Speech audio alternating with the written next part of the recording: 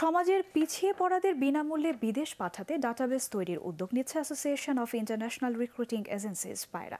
নিজেদের অর্থায়নে merit trade international 2016 সালে সন্ত্রাসীদের হামলায় নিহত সাংবাদিক নহর আলীর ছেলেকে সিঙ্গাপুরে পাঠায়। অন্যান্য প্রতিষ্ঠানগুলোকে এ ধরনের উদ্যোগ নেওয়ার আহ্বান পায়রার। আরও জানাচ্ছেন শরফুল আলম। জনশক্তি প্রেরণকারী প্রতিষ্ঠান মেরিট ট্রেড ইন্টারন্যাশনালের সহযোগিতায় দৈনিক অনির্বাণ পত্রিকার সাংবাদিক নহর আলীর ছেলে রিপন শেখ সিঙ্গাপুরে যান গত বছরের শুরুতে। তিনি সেখানকার প্রতিষ্ঠান হুন্দাইতে নির্মাণ শ্রমিক হিসাবে কাজ করছেন। নিজের খরচ বাদ দিয়ে প্রতি মাসে টাকা পাঠান খুলনার গ্রামের বাড়িতে।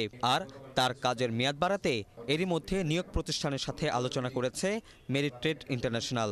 এক বছরে 4.5 লাখ টাকার মতন বিদেশে পাঠাইছি।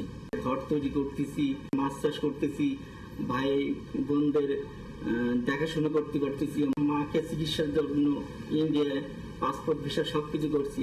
রোড অ্যাক্সিডেন্টে মারা গিয়েছেন অথবা সন্ত্রাসী দ্বারা মারা গিয়েছেন বা রাজনৈতিক প্রতিহিংসা মারা গিয়েছেন, যার উপার্জন করার একমাত্র অবলম্বন ছিল সেই পরিবারের যদি কোনো সন্তানকে এরকম বিদেশে পাঠানো হয় অল্প পয়সায়, যেহেতু দেশে কর্মসংস্থানের সুযোগ সৃষ্টি করা সবসময় সম্ভব হয় না, তাহলে কিন্তু আমরা মনে করি যে আমাদের যে দায়বদ্ধতা সেই দায়বদ্ধতা আমরা কিছুটা হলেও দূর করতে পারবো।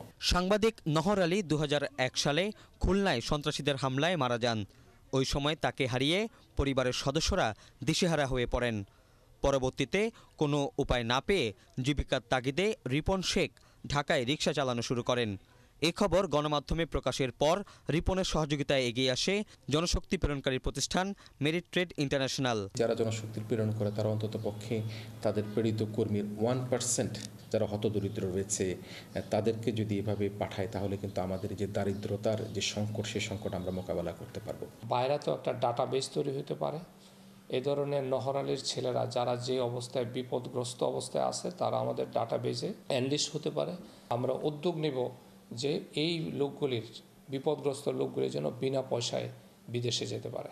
আর্থিক প্রতিষ্ঠানের সিএসআর তহবিল থেকেও এই ধরনের উদ্যোগ নেওয়ার দাবি জানিয়েছেন অভিবাসন বিশেষজ্ঞরা।